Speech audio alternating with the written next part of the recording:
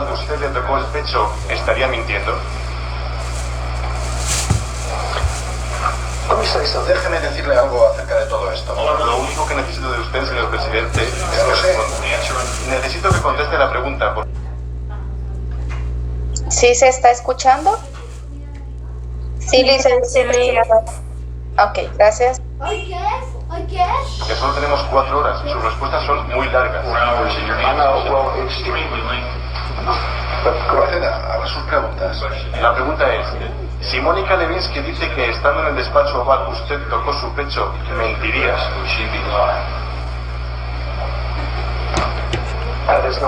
No es así como lo recuerdo. Lo que yo recuerdo es que no tuve relaciones sexuales con la señorita Lewinsky. Y me voy a ceñir a mi declaración previa en este sentido. Si ella dice... Mi declaración previa fue que no tuve relaciones sexuales definidas como tal. Si ella dice que besó usted su pecho, ¿mentiría? Voy a tenerme a mi declaración previa. Está bien. Si Mónica Lewinsky dice que mientras estaban en el despacho oval usted tocó sus genitales, ¿mentiría? ¿Esto es un sí, un no o se atiene a su declaración anterior? Me atengo a mi declaración anterior. Si Mónica Lewinsky dice que usted utilizó un puro como juguete sexual en el despacho oval, ¿mentiría? ¿Y sí, no o no contestas? Me atengo a mi declaración previa. Si Mónica Lewinsky dice que usted tuvo sexo telefónico con ella, ¿mentiría?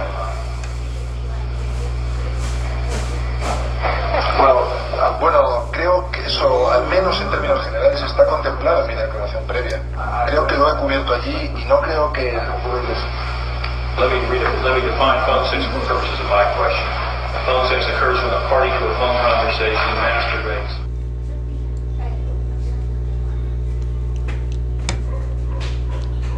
¿Lo vieron completito? ¿Sí lo escucharon y leyeron al principio? Sí, Lica. Ok, muy bien. A ver, ¿qué opinan al respecto? Interesante el lenguaje no verbal, ¿verdad? Cómo observar como cada matiz mientras lo están cuestionando. Excelente punto. Ajá, muy bien, Samantha, lenguaje no verbal. ¿Qué más? Que su lenguaje verbal no termina de ser como coherente, porque no termina de decir las frases y lo que contesta pues no va acorde con lo que están preguntando. Incompleto, ¿verdad, Pamela? A ver, más opiniones. Licenciada, sería que tiene gestos cada vez que miente. Según un estudio, cuando uno quiere saber si alguien miente, dice que tiene que decirle primero algo de verdad, una pregunta y responde verdad, luego otra pregunta que sea mentira. Entonces esa persona va a hacer un gesto que va a indicar que está mintiendo. Entonces ahí ya lo podemos como agarrar. Y lo que yo más miraba que decía aprieta los labios, es que aprieta o se toca los labios o no mira al frente. Cuando no mira al frente quiere decir que como que está ocultando algo. Sí, Karen, pero si se da cuenta, él no está mintiendo.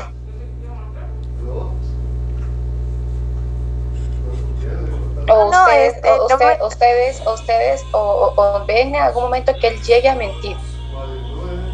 Lolita, es lo único que hace es evadir.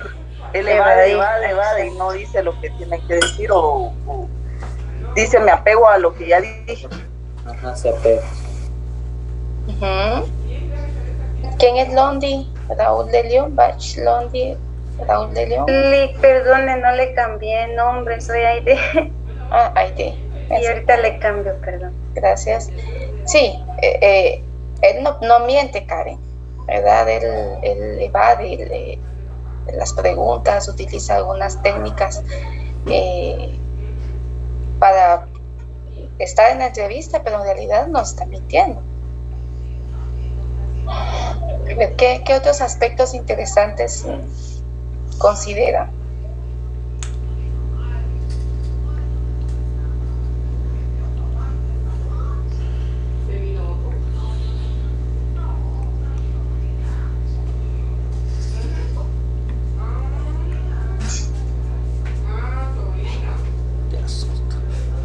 Hola. Dios. ¿Ya no hay comentarios? Gracias.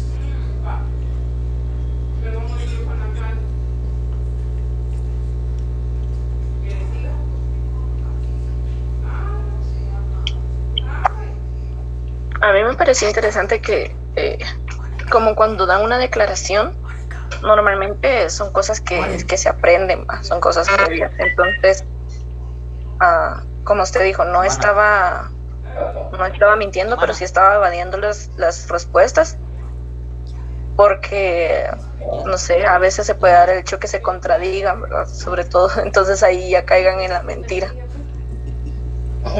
Gracias, Luisa. Sí, un dato muy interesante es que el tipo de situaciones de carácter sexual no son fácilmente comprobables. O sea, no hay indicios o que orienten, ¿verdad? Que sí hubo o no hubo, a excepción de pues cuando hay hallazgos médico-forenses. Pero a veces los hallazgos médicos forenses pues, se limitan a decir, pues hay trauma genital antiguo, ¿verdad? O sea, después de 8 días ya es una rasgadura, ya sea anal o vaginal antigua. Entonces ya no se sabe si fue hace 8 días o si fue hace 1 año o 2 años. Entonces, muchas personas cuando son entrevistadas que están siendo denunciadas, ellos en realidad no tienen cómo demostrarse que ellos hicieron, a excepción de lo que diga la persona, la víctima, la supuesta víctima. Entonces, no es un tema que pueda ser comprobado fácilmente. Bueno, el tema de esta semana en la guía es la entrevista cognitiva en testigos y el análisis de la conducta no verbal, ¿verdad? La conducta no verbal es como compleja porque como psicólogos ustedes no pueden determinar o establecer solo con una conducta no verbal, porque las personas somos muy complejas, ¿verdad? Podemos parpadear o podemos pues tener movimientos continuos, pero no precisamente va a ser porque estemos mintiendo o omitiendo información. Puede que la situación a la que estamos expuestos es muy estresante, ¿verdad?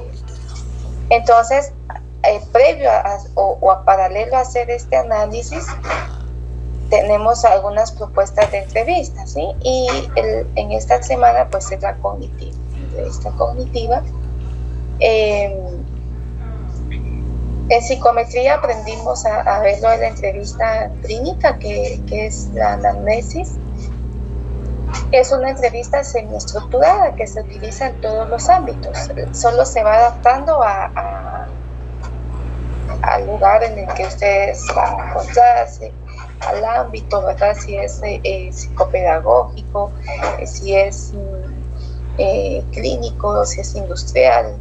Entonces, no obstante, en la línea de querer como dando cientificidad a la psicología, pues hay muchas propuestas de entrevistas. Y la entrevista cognitiva, pues es importante conocerla y manejar los criterios y los alcances o las capacidades que ésta pueda tener. Bueno, a ver, hoy van a leer ustedes. ¿Quién me ayuda aquí con la lectura? Dice, previo a conocer las características de la entrevista cognitiva, es importante que recordemos la entrevista personal. La entrevista personal puede definirse como una conversación o intercambio verbal cara a cara que tiene como propósito conocer en detalle lo que piensa o siente una persona con respecto a un tema o una situación particular. Gracias, Rebeca. Saludos es un cachorrito, ¿verdad? Sí. Bueno, entonces es importante tomar en cuenta que la entrevista es una herramienta, y ya lo habíamos aprendido en psicometría, que es una entrevista, es un instrumento de evaluación psicológica universal, ¿verdad? Yo les he dicho a ustedes, a donde vayan, ¿verdad? Al país donde vayan, a donde se licencien o se vayan a colegiar, la entrevista siempre se va a utilizar y toma un carácter personal debido a la información que se obtiene. Debe de hacerse cara a cara, ¿verdad? Como lo dice ahí, y porque de la mano en la que ustedes van haciendo las preguntas, van a ir identificando, ¿sí? Cuál es la reacción ante la pregunta que ustedes están realizando. Entonces, y cómo responde a ese tema o a la situación particularmente la persona a la que están evaluando. Entonces, una entrevista no se va a hacer de manera colectiva, ¿sí? Siempre se va a trabajar de manera individual.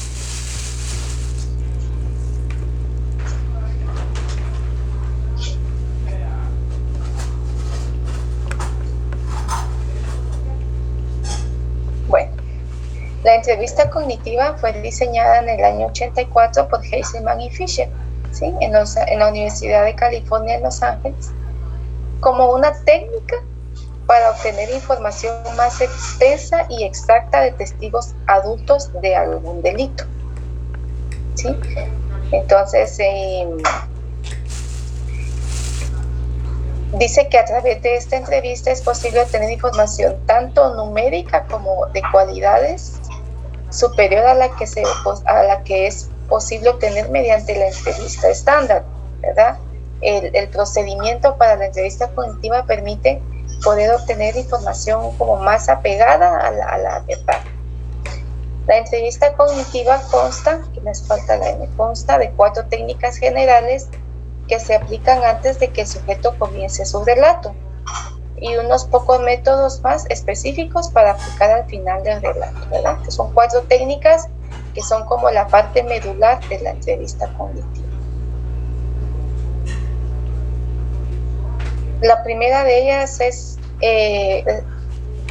reinstaurar, o sea, colocar a la persona mentalmente en el contexto de lo que se va a realizar, ¿sí? ¿Quién me ayuda con la lectura?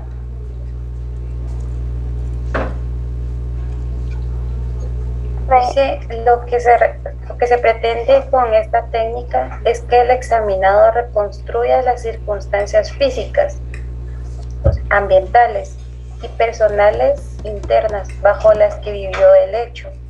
Los principios teóricos que subyacen a esta técnica se pueden encontrar en las aportaciones de Tulvin y Thompson. Respecto a las especificidad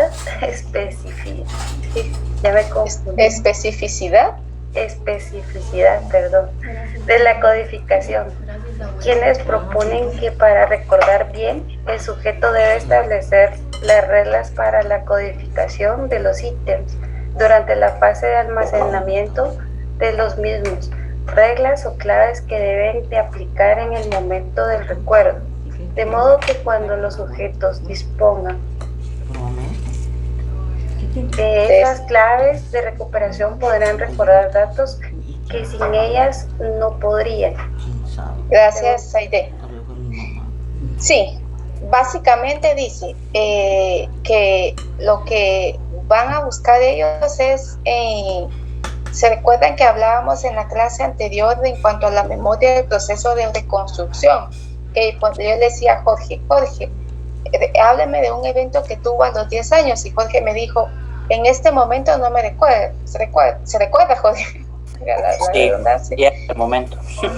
Ajá, entonces, pero si yo le digo ahorita a Jorge y le doy las técnicas y le hago ciertas preguntas, entonces Jorge iniciaría con el proceso de reconstrucción. Entonces yo le puedo decir a Jorge, mañana domingo nos vamos a reunir virtualmente para hablar de cuando usted tenía 10 años, ¿sí?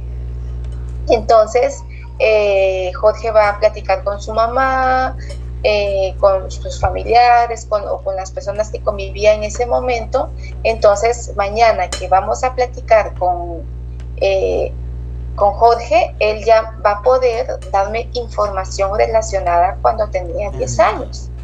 Entonces, este es un proceso de recuperación de información o de reconstrucción, y esto, como dicen los autores, facilita tener más datos. Que al contrario, si yo, así como le digo a Jorge, hablemos de los 10 años, Jorge me dice, no me recuerdo. Pero si él se prepara para hablar acerca de eso, entonces vamos a tener más información. El año pasado, sí creo que fue el año pasado, evalué a unas víctimas del conflicto armado.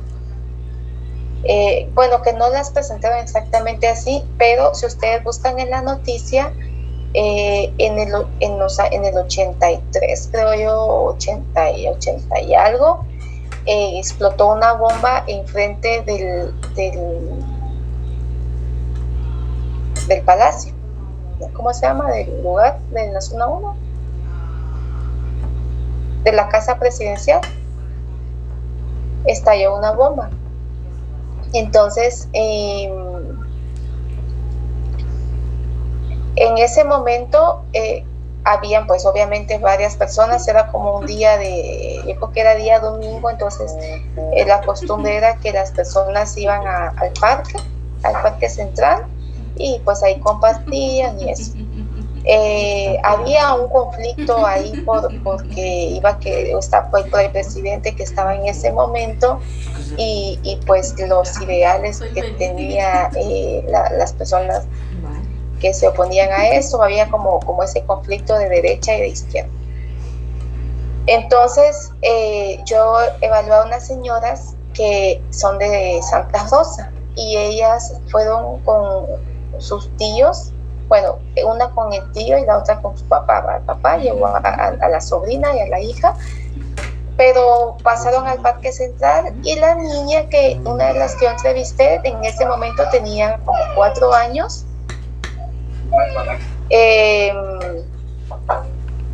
y no se recordaba mucho, pero la otra ya tenía 10 años, se estaba lustrando los zapatos. Entonces en eso estalla la bomba, y el lustrador le voló la cabeza por otro lado, porque de las cosas de la bomba, pues entonces esta persona, cuando me estaba contando todo eso,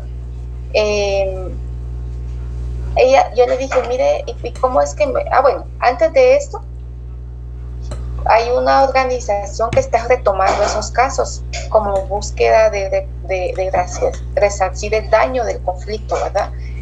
Entonces los fueron a buscar a su casa y les dijeron, miren, nosotros tenemos un listado de personas que estuvieron en el hospital San Juan de Dios cuando fue lo del estallido de la bomba. Entonces queremos que usted pues sea parte del proceso de investigación, porque estamos viendo que o sea, las personas responsables del hecho están vivas, están ocupando ciertos cargos, y pues deben sí, hay daño psicológico por eso, y físicos, ¿verdad? Entonces a estas personas básicamente les fueron a decir que iban a ir a una evaluación psicológica, les hablaron acerca del hecho, y esto permitió que retrocedieran 38 años y que pudieran contarme una historia, ¿verdad? De qué fue lo que pasó en ese momento, de qué se recordaban, y que para mí lo más importante era saber si este evento terrorista, porque es un evento de terror, ¿verdad?, que causa terror, había tenido algún impacto en la vida de estas personas. Entonces hubo un proceso de recuperación, de reconstrucción de lo que pasó en el ambiente, ¿sí? De qué se recordaba, qué estaba haciendo ella, con quién había ido, si entraron al palacio, estaban afuera, qué pasó, pero también de una reconstrucción de sus vivencias internas en relación al hecho. No sé si acá me explico, tienen dudas, todo claro para que yo pueda avanzar.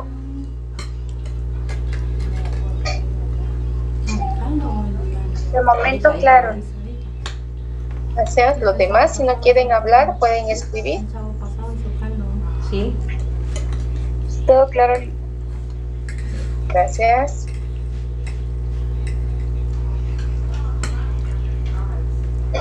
Los demás no están. Ok, bueno, la idea del ejemplo es como poder contextualizar el evento, ¿verdad? Contextualizar tanto como la teoría que nos presenta el autor con una situación, ¿verdad? Dice que para ayudar al entrevistado en esta reconstrucción se le da una instrucción del estilo de la siguiente. Antes de que empiece su relato, ¿verdad? Entonces le dice: intente reconstruir en su mente el contexto que rodeó al incidente. Piense cómo era el entorno circundante en la escena del crimen, las habitaciones, la iluminación, el tiempo, cualquier olor y gente u objetos cercanos. Piense también en lo que entonces sentía y en su reacción ante el incidente. Mentalmente sitúese allí en el momento en que el incidente sucedió, ¿verdad? Entonces, esta es una sugerencia. Esta es una sugerencia de cómo situar a la persona previo a que ya vamos a empezar el relato. Entonces hacemos como una prácticamente como una sugerencia, ¿verdad? Que era de día, era de noche. Usted se recuerda si en ese momento se iba a celebrar algo. Por ejemplo, esta persona me decía: mire, se aproximaba el 15 de septiembre porque yo me fui sin permiso de mis papás porque quería que me compraran unos zapatos para el desfile, ¿verdad? O sea, el tiempo. Bueno, número 2, completar. ¿Me ayudan con la lectura, por favor? Esta técnica consiste en darle la instrucción al testigo para que diga todo cuanto sepa. Aunque crea que es irrelevante o que no viene al caso, se trata de prevenir que el entrevistado retenga información importante debido al desconocimiento del valor que tiene para la investigación. Hablar sobre detalles nimios, puede traer asociado el recuerdo de datos realmente interesantes. Es posible que se forme en la memoria estas asociaciones porque los detalles relevantes fueron experimentados de forma contigua a los no importantes. Estos son, algunas personas les llaman, gracias Valesca, les llaman como información vaga, ¿verdad? O sea, algunos dicen: no, eso no es importante.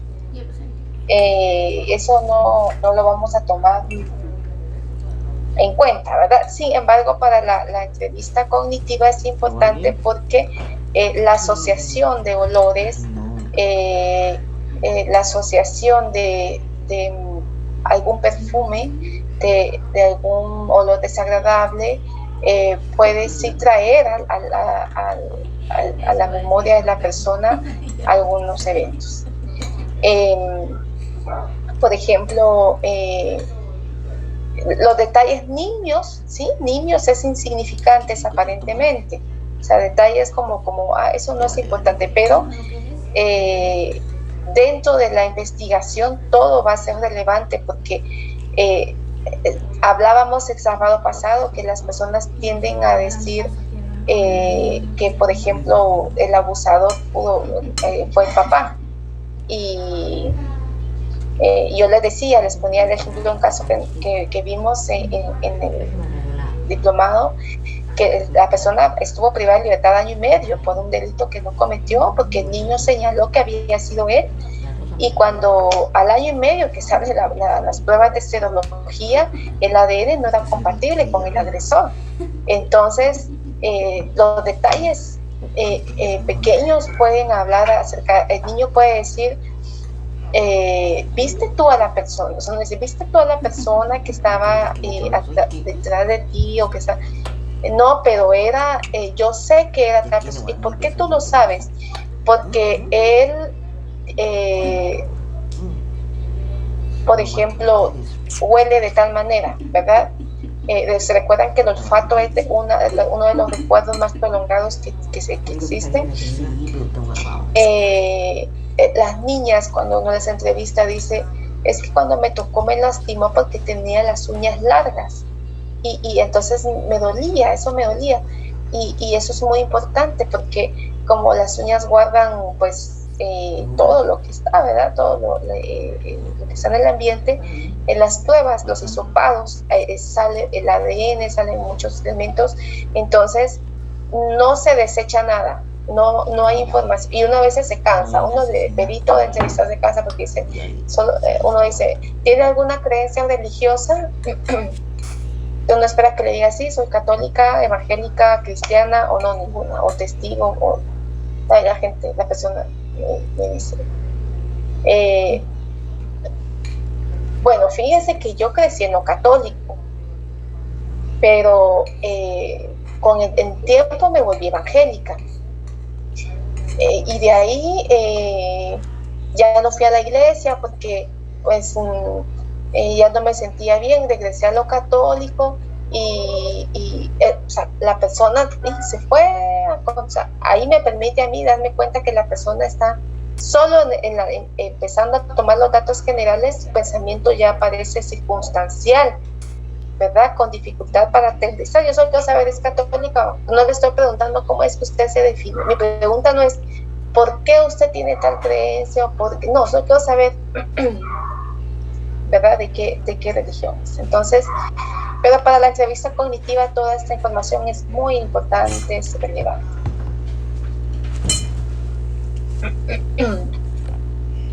Bueno, es importante animar a los testigos a que no se fijen en sus percepciones de importancia acerca de la información. El fondo teórico para el uso de esta estrategia es compatible con los trabajos sobre la teoría de detección de señales, que sugiere que una persona relatará un dato sobre el nivel de confianza que adopte respecto al mismo. La instrucción a dar propuesta por los autores sería: algunas personas guardan información que no están, porque no están muy seguras de que sea importante. Por favor, no eliminen nada de su relato, incluso cosas que crean que no son importantes. Entonces, con esta persona del ejemplo del acto terrorista, yo le pregunté, ¿usted considera que este evento afectó de alguna manera físicamente? Usted me cuenta que la encontraron porque aparecía en el listado de los atendidos en el San Juan de Dios. ¿Qué pasó? Sí, fíjese que a mí me quedaron esquirlas de la bomba en el brazo, entonces fíjese que yo tuve que ir a fisioterapia. De hecho, al día de hoy mi brazo izquierdo, yo no puedo hacer muchas cosas. Regularmente sí uso el brazo derecho, pero cuando necesito utilizar el izquierdo para apoyarme, para jalar, me duele cuando me dice, cuando hay luna, es cuando más me duele. Me hicieron exámenes y hay esquelas que me quedaron en el brazo y pues no me las han podido sacar y yo no he tenido dinero para pagar.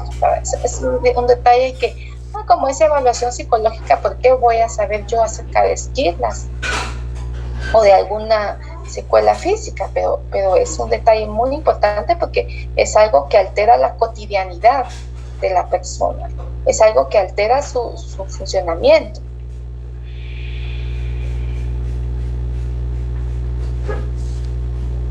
Técnica 3. ¿Qué me ayuda con la lectura? Yo, licenciado. Estefanía. Gracias. Recordar el suceso en diferente orden. Rememorar el suceso en orden inverso induce a los entrevistados a examinar el registro mnésico sin la influencia de su conocimiento general sobre el tipo de crimen en cuestión, aportando nuevos datos no encontrados en el orden natural. Los esquemas sobre eventos familiares guían la codificación de los nuevos acontecimientos, encajándolos en jerarquías ya existentes y facilitando así su evocación, aunque la información añadida por el esquema no corresponda exactamente con lo vivido. Muchas gracias, Estefanía. Bueno, entonces, cuando ya la persona ha contado su historia, ¿sí? Ustedes vienen y, por ejemplo, ¿verdad? La historia termina en la parte en la que, bueno, pues fueron tantos años de violencia, él me trataba mal, me decía que yo era una M, una P, que era una huérfana, que no servía para nada. Una vez me ensartó una tijera en mi brazo y me dijo que muerta la verga se acaba algo así fue el dicho que me dijo la persona que entrevisté ayer precisamente. Entonces y cuando entonces esta señora pasó violencia como 20 años, en esa vez que le ensarta la tijera ella lo denuncia, pero él la convence de retirar la denuncia, ¿verdad? Y en ese momento sí era posible retirar la denuncia, ahora ya no, ahora se pone una denuncia de violencia contra la mujer y esa es irreversible. Entonces continúa viviendo el ambiente así hostil y un hermano del esposo, ¿verdad?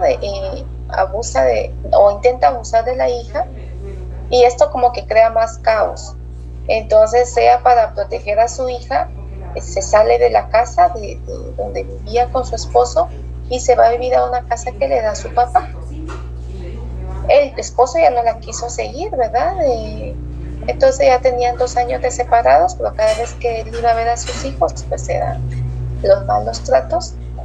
Y en una de esas él deja su teléfono olvidado y la niña, la más pequeña, se pone a jugar con el teléfono del papá y le encuentra unos mensajes con otra mujer y que la mujer y que él hablaba mal de sus hijos y de la señora de la esposa, ¿verdad?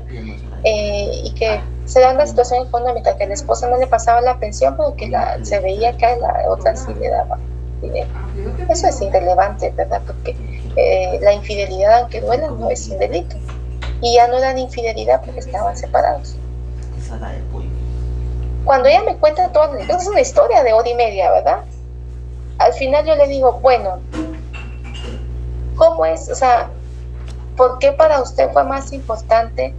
¿O por qué usted denuncia cuando ve los mensajes? Y bueno, ella ve los mensajes con la niña, se pelean y él le dio una tremenda paliza, ¿verdad? Entonces ahí se va a la policía y denuncia.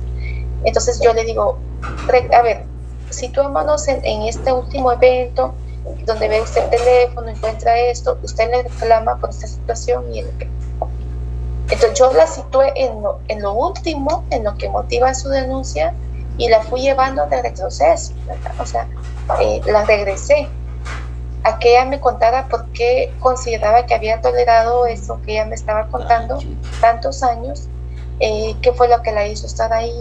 Mire, y en algún momento usted me contó que, por ejemplo, las tijeras, no me había dado mayor detalle. Yo le dije, mire, pero y también usted me hablaba de unas tijeras, ¿qué pasó con eso?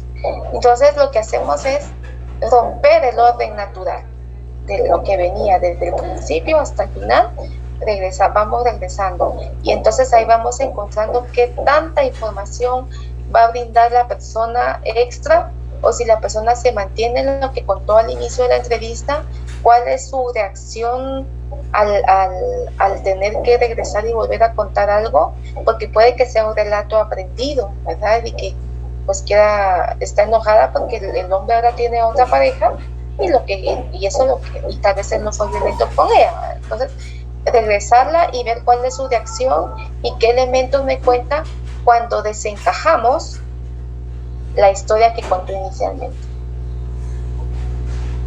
Ok. Y los autores proponen, ¿sí? Una instrucción. Es natural repasar el incidente de principio a fin. Sin embargo, también debe intentar repasar los sucesos en orden inverso. Como alternativa, intenta empezar con la cosa que más le impresionó del suceso y después vaya a partir de ahí, tanto hacia adelante como hacia atrás. En nuestra población, que evaluamos regularmente, si yo le doy esta instrucción a esta señora que no tiene escolaridad, que pues está dentro de un contexto comunitario donde no hay muchos estímulos psicopedagógicos, ella no me va a comprender a mí la instrucción, no porque no sea inteligente, sino porque su pensamiento no pasó no es abstracto, ¿verdad? Se quedó como un pensamiento concreto. Entonces yo no le voy a dar la instrucción como le dice aquí el autor, sino que yo voy a plantear la pregunta. Yo voy a tener control de cómo voy a contextualizar esta instrucción para obtener la información del caso. El otro sábado ustedes van a dar la clase, fíjense, porque como no participan, entonces voy a dividir, ya tengo la presentación, pero voy a hacer grupos y ustedes van a dar la clase para que los pueda escuchar y ver que hayan leído. Bueno. Un paréntesis, solo como una duda, en las entrevistas así como la que usted hace, no hay un horario, por decir solo 1 hora o 45 minutos voy a atender al paciente. Sí, regularmente nosotros tenemos considerado eso, de 45 minutos a 1 hora la entrevista, pero como en el caso de ayer, sí, esa entrevista fue de hora, exactamente de hora 48, 1 hora con 48 minutos. Vi otro caso de violencia contra la mujer, un caso grosero, 2 horas 30 minutos. Entonces no podemos dentro de lo forense, ¿sí? Decirle a la persona detenerla. Sí, cuando son personas como que lo que quieren es su intención es perjudicar a otro y que se van a contar muchas cosas que sí, en realidad están fuera de contexto. De alguna manera nosotros vamos como ya induciendo y decir, bueno, pues ya tengo suficiente información para responder al Ministerio Público o al juez, hemos finalizado. De lo contrario, Olimpia, vamos a dejar que nosotros manejamos la entrevista, pero no limitamos a la persona a decirle, mire, vamos a tener exactamente 45 minutos, sino que dejamos que fluya dentro del consentimiento informado. Yo les explico esto, ¿verdad? La temporalidad aproximada, los parámetros de la evaluación, pero hay personas que entran y hablan 20 minutos. Uno le dice, mire, ¿usted por qué se encuentra en este proceso? Mire, es que lo que pasa es que mi vecina me tira la basura todas las mañanas, ya he hablado con ella, he peleado con ella, y yo lo que quiero es llegar a un acuerdo donde ella no me moleste y ya. Y no sé ni por qué, hay gente que entra y así como, mire, yo no quiero hacer esto, lo voy a hacer porque es parte del procedimiento, pero entonces sí. Hay gente que es muy concreta y que solo va a hablar de algo y ya, ¿verdad? Entonces, pues respetamos mucho eso en los tiempos. A excepción de la psicoterapia, que sí, pues el fundamento psicoterapéutico sí dice que ustedes tienen que tener un control de los tiempos con sus pacientes por muchas razones. Cabal 45 minutos a 1 hora, ¿verdad? Gracias. Bueno, técnica 4, cambiar de perspectiva. En muchos casos las víctimas o testigos experimentaron el incidente desde varias perspectivas, pero hay una tendencia en las personas a relatar lo que recuerdan desde una perspectiva unitaria y estática, ¿sí? Por otra parte, recordando la reacción de otros que estuvieron presentes, se recuerdan detalles sobre las acciones del sospechoso. Algunos estudiosos de la entrevista cognitiva opinan que esta técnica debería ser usada con mucha prudencia.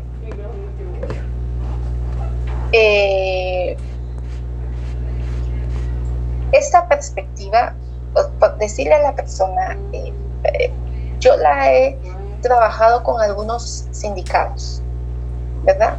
A mí me molesta mucho cuando un sindicado viene y lo que hace es hablar mal de la víctima. Me molesta mucho, ¿verdad? Obviamente, pues yo no trato como de ser como bastante imparcial, escuchar, le pregunto, mire, cuénteme de qué lo están acusando, ¿verdad? Mire, pues me están acusando de que toqué a una niña que tiene 7 años, pero mire usted, esa niña es tremenda. Si usted la escuchara hablar y se pone a hablar, un señor de 47 años o 48 años desacreditando a una niña de 7 años. Bueno. Yo aquí lo cambio de perspectiva y le digo,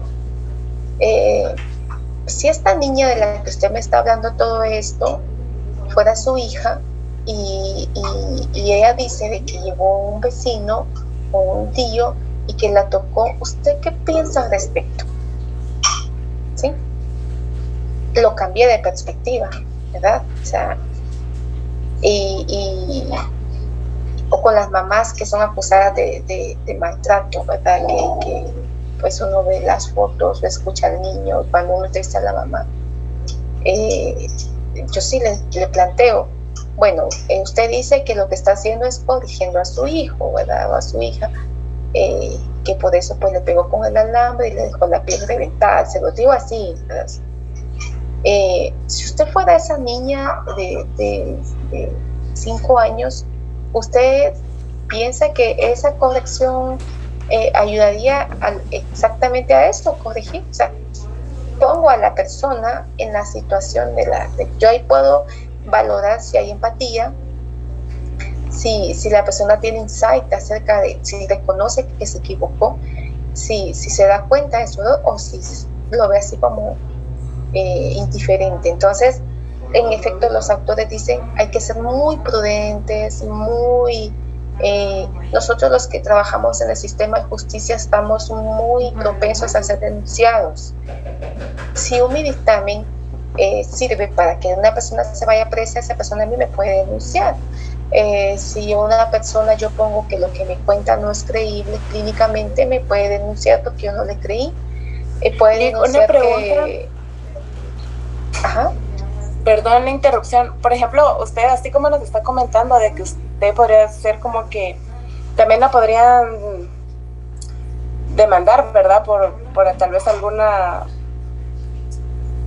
por tomar acción, ¿verdad? ¿Cuál sería como que el proceso? ¿O sí es como que sería muy, muy delicado en esa cuestión de que ustedes hayan sido demandados? ¿O sería el mismo proceso de todos? O sea, la persona que nos denuncia a nosotros puede interponer una denuncia en el Ministerio Público. El Ministerio Público tiene una agencia de administradores de justicia, así se llama, una fiscalía de denuncias contra administradores de justicia. Entonces ahí pueden ir a poner una denuncia, uno presenta sus pruebas de descargo, va al debate y todo, y pues si ahí se queda claro, pues no procede algo más. Si se demuestra que nosotros incurrimos en un ilícito que de corrupción o de que conocíamos, por ejemplo, si llega uno de ustedes a evaluarse, yo no lo puedo evaluar porque yo estoy ahí faltando a la ética y mi dictamen va a ser parcial.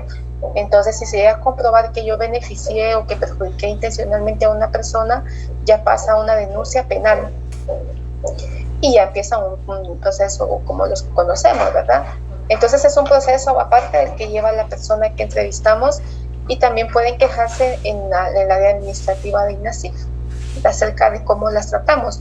Si yo a este sindicado le hago la pregunta de qué pensaría él, yo tengo que ser como muy astuta y usar las palabras correctas para plantearlo, porque él puede denunciarme a mí de que yo lo estoy acusando a él de que cometió el delito, y él es inocente hasta que se demuestre lo contrario.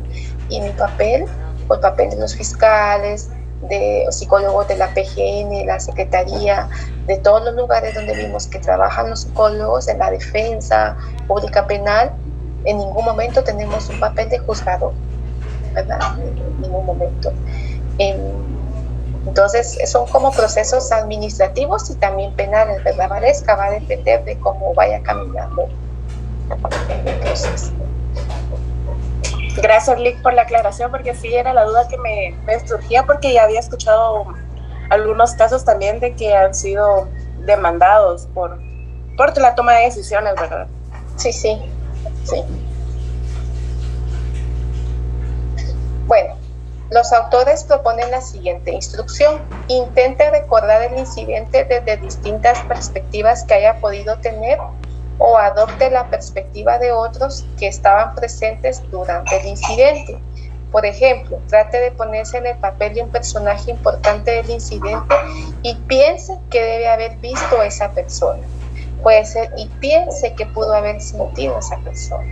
Y piense que cómo esa persona vivió la situación. Tengo a alguien que dice Julián, que yo no tengo ningún Julián en la cita. Un poco tarde para integrarse al clase. Entonces, perdón, si usted sabe un compañero que tiene inconvenientes, me dice. Liz no creo, Liz está malita. Es la única que conozco que tiene un hijo que se llama Julián. Ah, de veras. Bueno, gracias, voy a darle a aceptar, pero yo no creo que pueda ya conectarse si está en una situación difícil. Ahora ya se me perdió para darle. Ah, sí, ahora sí ya me aparece Liz, de veras. Ya le vi. Bueno, entonces, ¿qué pudo haber visto, sentido, percibido? Es muy importante, ¿verdad? Cambiar como de papeles de personaje. Obviamente ustedes tienen que ver que la persona tenga la capacidad de rendir a algo así. Una entrevista psicológica forense es cansada para la persona que está siendo entrevistada, es cansada. Cuando estoy de turno en Maina, que les he contado, veo a los niños 2 de la madrugada, 3 de la madrugada, o sea, ellos lo que quieren es dormir, lo que menos van a querer es hablar con una desconocida, ¿verdad? Entonces, es muy agotador. Hay que como tomar en cuenta todos estos elementos para la entrevista. Además de los 4 principios generales citados, los autores de la entrevista cognitiva recomendaban el uso de otras instrucciones suplementarias después de que el informante hubiera terminado su relato, para aumentar el recuerdo sobre datos más específicos en los que el entrevistado tuviera dudas. En relación a la apariencia física del presunto victimario y las características del habla con preguntas tales como ¿había algo raro en su apariencia física o vestimenta? ¿Su voz le pareció conocida? Que era el ejemplo que yo les ponía del niño, ¿verdad? Sin embargo, ojo con esto, psicólogos, ustedes cuando están, por ejemplo, haciendo una entrevista policial, sí tienen esta responsabilidad de que la persona les pueda decir quién era el victimario, ¿sí? Esa es una entrevista policial que la hace un psicólogo dentro de un proceso de denuncia. Dentro del trabajo psicológico forense en Guatemala, en muchos países de Latinoamérica, nuestro trabajo no es identificar sindicados, ¿sí? ¿Se recuerdan el caso que les conté de la chica embarazada que dijo que era su papá? Eso se olvidó. Bueno, sí, nos acordamos de eso. Sí. Entonces, mi trabajo no era decir el embarazo, el bebé que espera ella es de su papá o es de otra persona. Ella omite información conmigo porque me dice que no ha tenido relaciones sexuales con nadie más, ¿verdad? Pero toda la historia que ella me cuenta de abuso desde los 10 años, cómo la vivió, cómo la percibió y todo lo que estaba sucediendo, y cómo anímicamente ella a sus 13 años estaba lidiando con toda esa situación, era una historia, una vivencia personal en la que hubo información que no dio, es cierto, pero la que me dio era muy relevante y con elementos psicológicos de daño. Entonces, ¿cuál es el trabajo ahí? Decir que la persona tiene daño. Si no lo tiene, decir que no tiene daño. Yo tengo, de hecho, un caso que vi que no le creo a la chica, tiene 17 años y hablo de estoy viendo atención.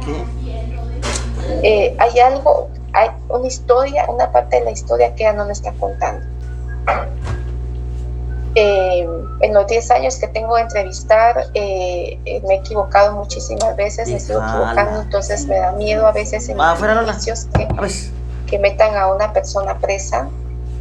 Y como les he dicho, más vale un culpable libre que un inocente privado. Entonces, ella se contradice en muchas cosas, no niego que le haya pasado, pero bueno, le di muchas vueltas al caso, revisé la bibliografía, lo consulté con mi jefa y no encontré elementos del abuso sexual, pero yo puse que mi análisis, mi trabajo que era identificar si habían elementos de abuso sexual, era que yo no los había encontrado.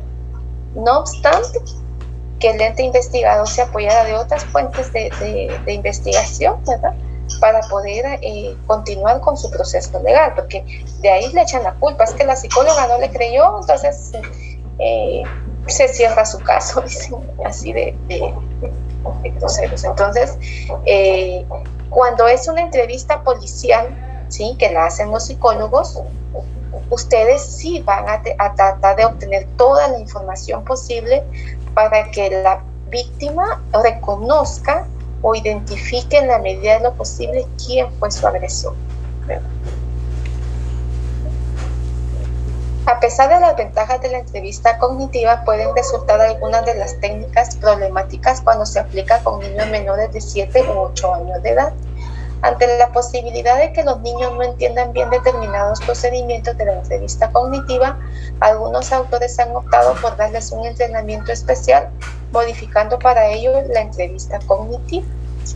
Como toda propuesta y técnica, siempre está sujeta a modificaciones, a correcciones, todas las personas tienen derecho a cambiar de opinión, a pensar diferente, a decir un día sí, eso me gusta, eso es lo que quiero, y al otro día decir no, eso yo ya no quiero eso. Y en una teoría todos estamos en nuestro derecho a refutar una teoría, a refutarla y decir yo propongo científicamente esto por tales y tales razones, ¿verdad? La entrevista cognitiva y la investigación derivada de ella han tenido gran influencia en la elaboración de los demás protocolos, ¿sí?, la mayoría de los cuales recomiendan el seguimiento de una determinada secuencia, como la construcción del rapport. En la psicología forense, muchos peritos dicen, es que nosotros no establecemos rapport porque esto no es psicoterapia. Yo no estoy de acuerdo con eso, porque de hecho ya yo les decía, imagínense entrevistar a un niño a las 3 de la madrugada y que él diga, bueno, siéntate, ¿cuál es tu nombre? ¿Cuántos años tienes? ¿Estás estudiando? ¿Quién es tu papá? ¿Quién es tu mamá? ¿Por qué estás aquí? ¿Quién te hizo eso? Es una grosería, pero yo tengo que establecer rapport, posiblemente ponerme a jugar. Una niña que canta ópera, entonces digo, o sea que tú no vas a despertar ahorita cantando, ¿verdad? ¿Qué te gusta? La niña se puso a cantar ópera y conmigo. Entonces, la construcción del rapport es muy importante. Suministrar instrucciones claras sobre el objetivo y las reglas de la entrevista. Eso es muy importante. Yo espero en una de nuestras clases que yo les presento un consentimiento informado de INASIF. Pues no grabaría esa clase porque estoy faltando algo, si toma fotos y cosas, pero podría presentar el consentimiento sin datos y explicar, hacer como que yo voy a hacer la pericia y que ustedes escuchen cuáles son las instrucciones, el objetivo, las reglas, para que tengan como una idea de cómo se hace ahí. En PGN es otro tipo de consentimiento, en el Instituto de la Defensa tienen otro tipo de consentimiento, incluso ellos, fíjense que interesante y muy importante, tienen un área especial para hacer evaluaciones de género, no evaluaciones de violencia por género, sino que de género. Entonces esos casos de sindicadas que pues mataron que estaban acusadas de parricidio porque mataron a la pareja, o situaciones, o que matan o que las culpan de que su hijo murió, y como implícitamente las mamás son las culpables de todo, y si el niño se cae o hay algunos casos que los niños salen corriendo de la casa, los atropella algún vehículo y mueren, entonces a quien culpan o a quien se indican es a la mamá, porque la mamá es responsable del niño. Entonces en esta área del Instituto de la Defensa, por ejemplo, si la mamá es mamá soltera y se iba a trabajar en las mañanas y el niño se quedaba a cargo de una tía, de una abuela, de otra persona, y si era un niño hiperactivo, o sea, todo ese estudio lo hace en la defensa una psicóloga junto a una trabajadora social, y ayuda mucho en los casos como atenuante. Entonces,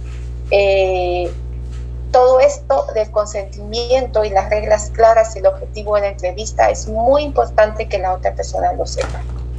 Que usted le explique, que manda. Perdone que la interrumpa, tengo una consulta, una duda.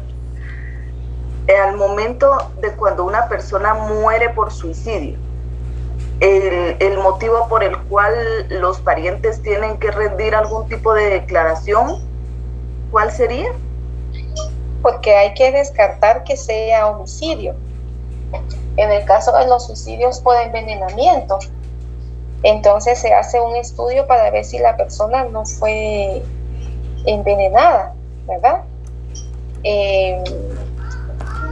O si la persona pudo haber sido inducida a cometer suicidio. Entonces dejaría de ser suicidio y pasa a ser homicidio, aunque la persona aparentemente lo haya hecho con sus propias manos y cosas así. Entonces sí, se debe de... Toda muerte antinatural, ¿sí? Toda muerte antinatural es sujeta de investigación. Hay un tema muy interesante que se llama autopsia psicológica. No la tenemos en Guatemala. Nos reunimos hace un par de años con unos peritos de México. Queríamos implementarla, pero la autopsia psicológica es una trayectoria que lleva un trabajo multidisciplinario. En Guatemala todavía no se implementa. Pero la autopsia psicológica sirve precisamente para casos de suicidio, ¿verdad? Esta semana pasada o antepasada se suicidaron 2 jovencitos en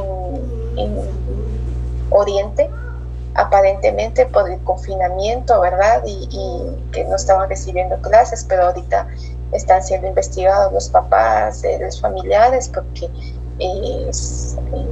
hay muchos suicidios de jóvenes, de niños y de adolescentes, y hay que descartar que haya sido homicidio.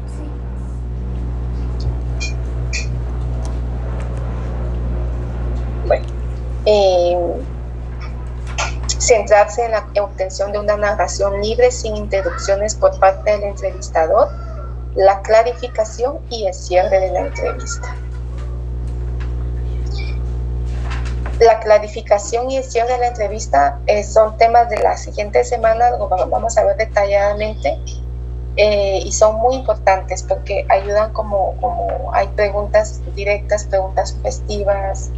Entonces eso nos permite como ir clarificando algunas cosas. Bueno, el análisis de la conducta no verbal, me voy a ir ya más rápido porque el tiempo ha avanzado. Y el presente tema lo iniciaremos con una pregunta de análisis.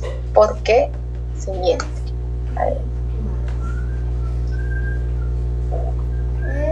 ¿Qué opinan ustedes? ¿Para evadir la realidad? Para evadir la realidad. Por protección. Por protección, ajá. Por miedo. Por miedo. Las consecuencias. Excelente, muy bien, Rebeca. Para no afrontar la realidad. Ajá, evasión de realidad también, sí. Por vergüenza. Por vergüenza. Uh-huh. Perfecto. Hay muchas razones por las que mentimos, ¿verdad? Muchas razones. Mentimos todos los días. Por miedo a los criterios de los demás, ¿verdad? Por miedo a los también prejuicios sociales que hay acerca de algunos temas. Bueno, esto va asociado al videito que vimos. Nosotros no podríamos evaluar esto que estamos viendo ahorita, la conducta no verbal, no podríamos evaluarla separada de una entrevista, ya sea cognitiva o semiestructurada. Ojo con eso. No nos podemos poner en una plática con nuestro novio, esposo, tío, tía, prima, hermana. Es que tú me estás mintiendo porque parpadeaste, porque viste para el otro lado. No. Esta evaluación de la conducta no verbal se hace junto a una entrevista, dentro de un contexto de una evaluación. Si ustedes la hacen fuera de contexto, no tiene ningún aparte que no tiene ningún objetivo, no tiene ningún respaldo de cientificidad, ¿sí? No tiene. Entonces vamos a hablar de verdad, mentira, de conducta no verbal mientras estamos en un proceso de evaluación. Como cuando aprendimos las pruebas predictivas, que yo dije, no van a ir con su compañero de trabajo, a ver, dibújame un árbol y yo te digo cómo eres tú. No funciona así, tienen que ser dentro de un contexto clínico donde se va aplicando la prueba. Entonces, la mentira, ¿verdad?, es propia de todas las personas. De todas las personas bajo circunstancias en las que encuentran razones para justificar esas conductas o esas respuestas, como querer buscar la aprobación de los demás, ¿verdad? O sea, nos gusta tener una impresión positiva, queremos caerle bien a las otras personas, queremos ser monedita de oro para caerle bien a todos, para tener un beneficio, ¿sí? O para beneficiar a otros, para evitar ser castigados, para mantener una buena interacción social y para no querer herir los sentimientos de los demás. Ustedes decían también que por vergüenza, por evadir las consecuencias, en la realidad, por todas esas razones nosotros vamos a mentirle a los demás y nos vamos a mentir a nosotros mismos. O sea, eso es muy importante, porque la mentira no es solo cuando nosotros mentimos a los otros, sino que también cuando nosotros nos mentimos a nosotros mismos. Entonces, dice que es necesario aclarar que no sucede lo mismo en la estructura psicológica de que evidencia un trastorno antisocial de la personalidad o una psicopatía, en donde uno de los criterios diagnósticos es precisamente la mentira patológica. Entonces, no es lo mismo mentir en la cotidianidad porque llegué tarde porque había mucho tráfico, pero en realidad llegué tarde porque me levanté tarde, ¿va? O lo que hago es ni siquiera decir por qué llegué tarde, sino que entro como que nadie me va a ver y de que pongo un pie enfrente de cámaras, hay policías y todo, ¿va? Pero es otra cosa. Por ejemplo, ¿usted considera que al ocultar, tal vez no mentir, pero al ocultar cuenta como mentira? Esa es omisión de información. ¿Sí? Mentir es dar información que no se apega a la verdad. Y aparte es omitir información. Ya. ¿Sí? Bueno, ¿qué manda, amiga? Disculpe, yo conozco a una persona, pero mire, ella es, ahí sí que bien, o sea, ella tiene unas mentiras como que del aire y se las saca, no sé, pero para estructurar una mentira, o sea, súper pilas, por decirle algo, eso ya es una mentira, o sea, ya es algo patológico. Porque o sea, uno se queda asombrado cuando uno, ya cuando uno conoce la verdad, pues, de la situación, y se queda asombrado de cómo tuvo tanta astucia para dar la mentira, pero sí, en cuestiones de segundos, lo dice. Esa es mentira patológica, ¿verdad? Y se cree sus propias mentiras, o sea, sí, y solo ya en la interacción, una manía, yo le llamaría, el nombre correcto es mentira patológica. ¿Sí? Mentira patológica. Ese es el nombre correcto. Nosotros tenemos que aprender a llamar a las cosas por su nombre, ¿verdad? Socialmente decimos, es que tan antisocial que sos, le decimos a alguien que no quiere interactuar, que es aislado. Él no es antisocial, es asocial, porque él se siente muy bien no compartiendo con los demás. Antisocial es el que atenta contra la sociedad. El que miente, así como el ejemplo que dice Olimpia, esa es mentira patológica, ¿verdad? Bueno, el comportamiento no verbal, ¿sí? Lo que sea que sienta una persona, primero se expresará en su cuerpo, incluso antes de que nos demos cuenta de nuestras emociones. Primero ocurrirán una gran cantidad de reacciones químicas que se manifestarán en nuestro cuerpo. El lenguaje corporal y las expresiones faciales indican las emociones de una persona, las que a su vez reflejan sus intenciones, ¿sí? Para esto, yo les he dicho, desde que casi que compartimos, observen. Están en el mar tomándose un café, observen a los demás. Van en su carro manejando, observen a las personas mientras están en el tráfico, observen a su familia, observen en su trabajo. Ustedes tienen que ir desarrollando desarrollando ojo clínico.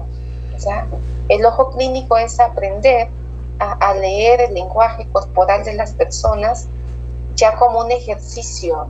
O sea, ustedes tienen que venir y conocer a las personas, y no porque le digan te voy a psicoanalizar, porque ese término tampoco es correcto, y no para que a cada rato les estén diciendo es que me estás mintiendo, es que lo que tú decís no es así, es que te contradices. No es para entrar en pelea con los demás, es para, si una persona les miente a ustedes, la persona se está engañando a ella misma, ¿verdad? Denme un segundo.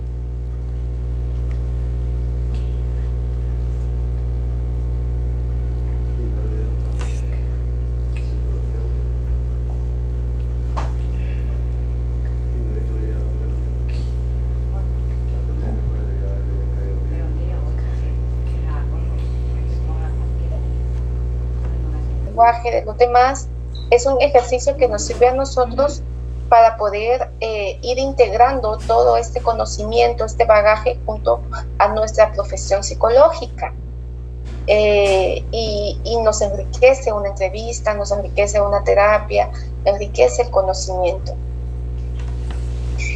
El comportamiento no verbal es como cuando ustedes se enamoran, ¿sí? Imaginen el escenario, ¿verdad? Se enamora, digamos, Megan. Hoy no sé si tengo a Megan en la clase porque no la he escuchado, pero viene Megan y está en su trabajo. Bueno, gracias. Y se enamora de un compañero de trabajo. Enamorarse de un compañero de trabajo es muy complejo, ¿va? Porque muchas veces no está permitido andar con la persona, porque puede ser una relación que no va, ¿verdad? Porque están casados, por muchas razones. Pero Megan se enamora de un compañero. Y Megan, va a ser inevitable que cuando Megan vea al compañero, sonría, porque los ojos le brillen, que las pupilas se le dilaten, que se sonroje, que va a ser inevitable que la persona, que Megan venga y denote su enamoramiento, ¿verdad? Entonces, realmente el lenguaje no verbal es como eso, como estar enamorados y querer disimularlo o querer como que los demás no se den cuenta. Es algo implícito, porque como decía la diapositiva anterior, hay una serie de interacciones químicas que hay internas cuando nosotros estamos comportándonos. La mayor parte de la comunicación no verbal se realiza en apoyo del lenguaje y por lo tanto cumple esta segunda función paralingüística, de forma que los gestos, la mirada y la expresión facial y sus demás componentes apoyan a las palabras en la conversación, ¿sí? La utilización de la comunicación no verbal sigue 4 principios. ¿Quién me ayuda con la lectura? Disculpe, ¿qué es la función paralingüística? Es eso de acompañar el lenguaje con la expresión no verbal. Las personas no pueden hablar, ¿verdad? El lenguaje está en el área de Wernicke y de Broca, en el lóbulo temporal, creo yo. Estoy segura que en Wernicke y Broca, pero no estoy segura si quedan en el lóbulo temporal, ¿verdad? No me recuerdo. Entonces, cuando se activa el lenguaje, ¿sí? Lo lingüístico en estas áreas, tanto la comunicación de escuchar, ¿verdad? A quien habla, como de hablar, va acompañada de otros elementos que eso se llama paralingüístico. Conjunción de emociones con la comunicación. Gracias. ¿Quién me apoya con la lectura? Familiaridad. Las personas no utilizamos los mismos gestos ni con la misma frecuencia ni con la misma intensidad cuando estamos ante conocidos que cuando estamos ante desconocidos o personas de un rango jerárquico superior. Conjunto. Las señales no verbales no se emiten nunca solas, sino en conjunto. deben analizarse siempre como formando parte de un todo más que como señales aisladas. Gracias. Sí, ¿verdad? No, ya lo hemos hablado. No es lo mismo en nuestro comportamiento con nuestros jefes, ¿verdad? Con nuestros amigos. Que, por ejemplo, ustedes con su grupo de amigos o de compañeros de clase dicen, por ejemplo, pueden quejarse de sus catedráticos, pueden quejarse de la coordinadora, decir, de la coordinadora, con quien nos quejamos sea la coordinadora. Y tienen la libertad de expresar todo lo que les molesta, lo que les da risas, de bromas. Eso es normal, ¿verdad? Eso no es como algo inadecuado, es su forma de interactuar. O pueden decir, a mí me gusta esto, me gusta lo otro, o mira, me gusta tal chico, me gusta tal chica, y estar casados, ¿verdad? Y alguien que les guste a otra persona, porque que estén casados, unidos, o rejuntados, o como queramos llamarle, no significa que ustedes dejan de sentir y de ver y personas que les agradan. Entonces, la familiaridad con la que tengan ustedes con estas personas va a permitir que sus gestos y que la intensidad de sus emociones y de todo su ser cambie, ¿verdad? Entonces, les he dicho, un papá no puede ser amigo, porque los papás son papás y los amigos son amigos, ¿verdad? Entonces, yo soy padre y amigo de mi hijo, me quedo así como, respeto el criterio, pero considero que los hijos no se comportan con los amigos igual que con los papás.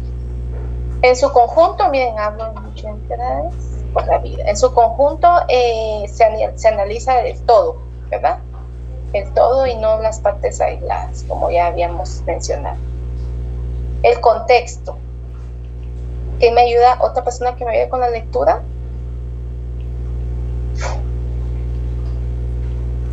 Dice, el empleo de las señales no verbales se rige por aspectos sutiles del contexto que determinan la comunicación dentro de una misma cultura. Existen aspectos propios del país, de la ciudad o de la región, de la clase social, de la categoría profesional o jerárquica y del entorno laboral o de recreo que se ponen de manifiesto en la conversación. Leo congruencia. ¿Por favor? Dice, congruencia, uno de los principales indicios del engaño es la incongruencia entre señales verbales y no verbales. Gracias, Rebeca. Bueno, entonces el contexto es lo que explicábamos anteriormente, ¿verdad? Una persona de un área donde no se habla el español, se habla un idioma maya y situaciones así, va a tener cierta forma de comportarse. Cuando uno le dice, mire, ¿cómo se siente usted respecto a esto que le pasó? Ay, mire, a mí me duele mi cabeza, ya no se me quitó el dolor de cuerpo, mi corazón me duele. O sea, la persona no me va a decir a mí, mire, yo tengo alteración del sueño, del apetito, pensamientos recurrentes, intrusivos. La persona no, ese no es su contexto. Y si la persona me lo dice es porque se lo aprendió. La persona, nuestra población guatemalteca es muy de decir, expresar su tristeza a través de dolores físicos, muy psicosomático. Y lo psicosomático, ya les he dicho en varias ocasiones, no es sinónimo de facticio, ¿verdad? Entonces, el contexto en el que la persona, hay personas que uno leyendo el consentimiento ya está llorando, y uno dice, ¿por qué está llorando? O sea, es muy sospechoso eso. Una persona que llega a decirme que la tratan mal en su trabajo, que la despidieron y que hacía un buen trabajo y que no tiene para comer, y que lo que quieren es que le devuelvan su trabajo. Para empezar, no es una razón por la que yo tendría que evaluarla, porque no es mi competencia, pero nos remiten casos así. Y me recuerdo una señora que llegó denunciando a una persona que la despidió injustamente y que no tenía ni para comer. Mire, llevaba pestañas de esas que uno ve en el TikTok que dice, wow, maquillada así como el TikTok, que uno aspira a esos maquillajes, con un cabello súper arreglado y que uno dice, bueno, ¿cuánto invertirá en tener ese cabello tan bonito? Con joyas muy alineada. Ella cuando me estaba diciendo a mí que no tenía ni para comer y que yo hacía un cálculo de cuánto tenía invertido desde la ropa de marca, cómo llevaba su cabello, cómo iba maquillada, el bolso que cargaba. O sea, mi examen mental, para mí lo que ella me estaba diciendo era incongruente, ¿verdad? O sea, lo que yo veía, y para llorar hasta así, no sé cómo las pestañas, así, o sea, realmente no había congruencia. Esto es un elemento muy importante en la conducta no verbal, ¿verdad? Entonces, no existe ningún indicio no verbal del engaño que sea válido para todas las personas. No obstante, en determinadas situaciones y ante determinadas preguntas, el comportamiento no verbal del sujeto puede revelar si está mintiendo o no. Mentir provoca estrés, miedo, esfuerzo o activación psicológica que se traducen en expresiones y gestos observables. Los indicios no verbales expresan en su mayoría emociones de miedo, o de que no se ha preparado bien la mentira, o de que el mentiroso ha sido sorprendido por una o más preguntas relevantes en la entrevista. ¿Verdad? Algunos indicadores a tomar en cuenta. La sonrisa es una de las formas habituales de disimular, no disimular, disimular, porque es disimulación, una emoción que se utiliza frecuentemente para enmascarar las expresiones emocionales negativas como la ansiedad y el miedo. La risa nerviosa, histérica o desproporcionada es un indicador típico de ocultación. Puede ir acompañada de manifestaciones verbales del tipo es ridículo lo que me dice, o sea, y así le dicen a uno, eso es ridículo. Gestos y ademanes. El poco empleo de gestos demostrativos y mantener una postura rígida con menos movimiento de pies y manos es un indicador de distanciamiento hacia el contenido verbal que manifiesta. No obstante, como se ha dicho antes, es importante conocer los hábitos de la persona que va a ser interrogada y cómo son sus gestos habituales. Mirada y contacto ocular. Atender la actividad ocular es la forma más común de evaluar el engaño. Muchas personas piensan que es el mejor indicador. Sin embargo, factores como la timidez o la introversión o factores culturales pueden influir en la manera de establecer el contacto ocular. En el examen mental se recuerdan ustedes que se evalúa si la persona establece adecuado contacto visual, ¿sí? Entonces, sí, es importante evaluarlo, por supuesto, ¿verdad? ¿Qué se considera significativo? Como el cambio brusco en la dirección de la mirada ante las preguntas clave y la mirada huidiza, como el desviar la mirada u ofrecer una mirada furtiva, como si se buscara información. Es por ello que es importante la comparación con el comportamiento ocular habitual. Entonces, regularmente cuando ustedes establecen grafos o están tomando todos los antecedentes personales y la persona le cuenta qué le gusta hacer, si es sociable, con quién vive, cuáles son sus intereses, y la persona va ahí muy bien relatando, tiene contacto visual, pero cuando ya le toca hablar acerca de la denuncia, suele cambiar muchas veces la espontaneidad del lenguaje y su mirada, la manera en la que hay personas que lo ven a uno a los ojos y dicen, mire, yo ya no quiero hablar de eso. O sea, rindió muy bien en sus antecedentes, pero al hablar de una situación estresante, cambia. La voz, ¿sí? En las situaciones de emoción intensa como la ansiedad y el estrés, la voz humana más aguda, elevando su tono, frecuencia en general, disminuye el rango vocal, de forma que la persona tiene más dificultad para modular la voz y entonar. Puede aparecer también una ligera afonía. Se debe prestar atención a los cambios en la inflexión de voz ante las preguntas clave o características. Yo me recuerdo muy bien un caso que les conté el año pasado, o el semestre pasado, en el que la persona que se estaba haciendo sospechosa de femicidio, hasta su tono de voz cuando me contaba el relato de cómo habían sido las cosas, me lo contaba así como, pero viera cómo gritaba cuando la estaban ahorcando, porque supuestamente era testigo, cómo gritaba cuando la estaban ahorcando, o sea, como que me estaban contando un cuento, así como ver, ¿verdad? O sea, su tono de voz era así como como contando esas historias que queremos que parezcan interesantes. Pero en este caso existe también las pericias para analizar la voz, la acústica, la verdad, las pericias en acústica forense, que son las que pues dan más información al respecto. El ritmo del habla, ¿sí? El nerviosismo que pueda tener una persona cuando está hablando acerca de un tema, de otro tema, el tiempo que se tarda en responder, se puede identificar si está como tratando de rellenar un espacio o si hay lagunas mentales. Cuando una persona está nerviosa, dice que hay inconsistencias, quebrados, como lo es en el habla, debido al nerviosismo, ¿verdad? Pero se recuerda que esto se analiza en conjunto con los demás elementos.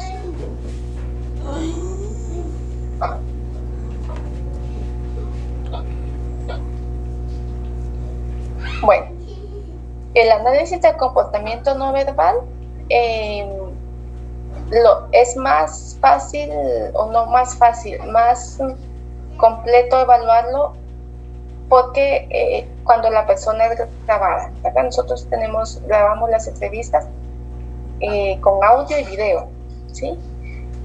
No, eso no se usa como, nosotros no mandamos el audio y video al MP como medio de prueba porque no ese es el objetivo, sino que muchas veces cuando volvemos a escuchar la entrevista y observamos ya a la persona en la interacción, nos damos cuenta de muchas cosas que no observamos mientras estábamos entrevistando porque estábamos tomando nota de lo que nos estaba diciendo. En otros países la entrevista la hacen 2 psicólogos, uno que es el que está preguntando y anotando y el otro solamente está observando, y esto ayuda a tener mayor información, ¿verdad? Entonces el audio y video son herramientas muy valiosas para poder volver a analizar o analizar y observar aspectos que no vimos mientras entrevistábamos. Bueno, aportes que ustedes tengan.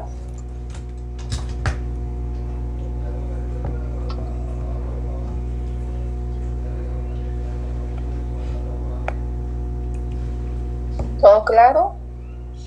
Sí, licenciada, todo claro. Disculpen, los indicadores de la mentira, que son los que acabamos de ver, ¿esos podrían variar un poco de acuerdo a la actitud del entrevistador? Yo veía en la entrevista inicial del curso que él era como muy sí, no, ¿por qué? O no daba como muchas pautas para que pudiera desenvolverse el entrevistado. Excelente pregunta y observación. Sí, el rendimiento de una persona en una entrevista va a depender mucho del entrevistador. Un entrevistador que es invasivo, que es sí o no, y por qué, y como que hace como muy deprisa. A veces tenemos fila, la sala de espera está llena y tenemos prisa por evaluar, ¿verdad?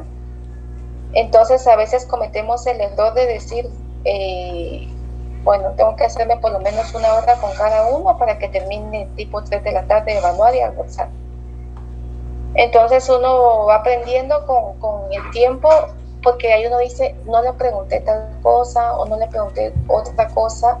Entonces uno va aprendiendo a decirle a la persona o a quienes esperan, mire, con mucho gusto los voy a atender, pero necesito que si vayan a almorzar, si no han desayunado, vayan a desayunar, porque cada quien merece el tiempo para poder ser atendido. Un ejemplo, una persona que no establece un buen rapport, que es muy seria, muy enojona, va a influir también en la entrevista, principalmente en niños y adolescentes. Una persona que no se ve profesional durante la entrevista, que no viste adecuadamente, que está masticando chicle, por ejemplo, cosas así. Todos esos aspectos dan una sensación de inseguridad en la otra persona. Entonces la presentación del evaluador es muy importante, porque también el evaluador tiene conducta no verbal, ¿verdad? No solo el que va a ser evaluado, o sea, todos tenemos conducta no verbal, entonces, sí, va a rendir. En los debates son así como vieron, ¿verdad? Los abogados que defienden al sindicato nos dicen, contesta sí o no, y le hablan a uno feo y dicen que la psicología no es una ciencia, y son sus interrogatorios muy así. Uno pues tiene que aprender a lidiar con eso y decir, mira, yo no estoy acá para decir sí o no, ¿verdad? Sino que para explicar qué fue lo que coloqué, porque a veces solo quieren como basarse en una línea y no en todo el contexto de la pericia. Entonces va a depender de eso. Las entrevistas en circuito cerrado, adentro del circuito en cámara de GESEL hay un psicólogo entrevistando, pero quien le dicta las preguntas afuera es un juez o es un fiscal. Entonces las preguntas son muy así, pero ¿en dónde estabas? ¿En la cama o en el sillón? ¿O en qué cama estabas? Pero no es culpa de los psicólogos muchas veces, es porque les están diciendo, pregúntenle en qué lado de la casa estaba y cuántas veces lo hizo y cómo lo puso y dónde lo puso y qué le metió y dónde lo metió. Bueno, entonces sí es como cosas que deben de tomarse en consideración. Gracias. ¿Alguna otra pregunta?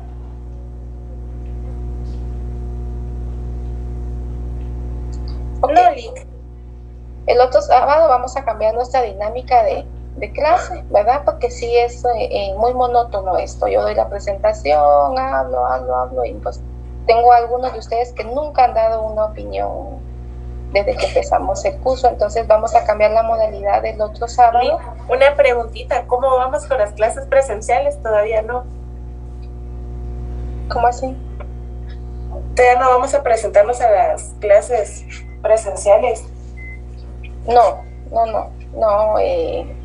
Al principio explicaba que por los nuevos brotes y cepas que hay, no creo que se va un poco como posponiendo el tema de las clases presenciales.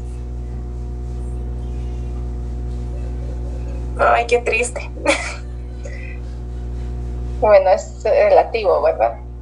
Es relativo. Cuando regresen a la presencialidad van a decir, ay, extraño estar en mi camita tomando chocolatito, café, en mi pijama, recibiendo clases y lidiar con el tráfico. Entonces, ahorita ustedes son los protagonistas también de este proceso, entonces es relativo. ¿Quién me hablaba? Licenciada, perdón. Yo tengo una duda con respecto, fuera y dentro de la clase, con respecto al link del conversatorio que usted nos envió acerca de la violencia. Sí. Pues yo me llamó mucho la atención el tema y pues me conecté, ¿verdad? En medio de tanta explicación, pues sí me surgió una duda, algunas fueron contestadas y otras por cuestiones de tiempo ya no. A mí lo que me llamó mucho la atención, yo sé que esto del proaborto y provida es un rollo pues bastante grande y pues una de las preguntas que yo realicé era sobre ese tema, pero me respondieron acerca de que pues Guatemala, según la Constitución y todo eso, respalda la vida desde su concepción.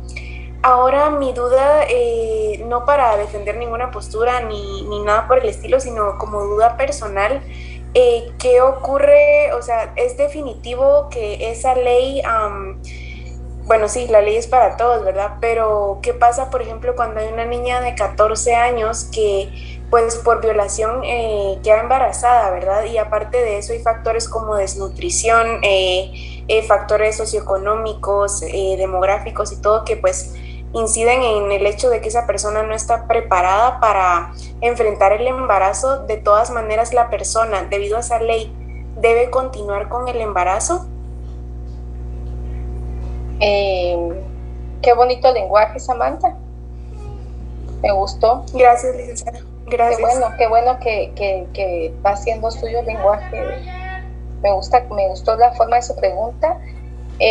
Sí, ¿verdad? Somos pro vida en Guatemala hasta que haya una ley que diga algo contrario.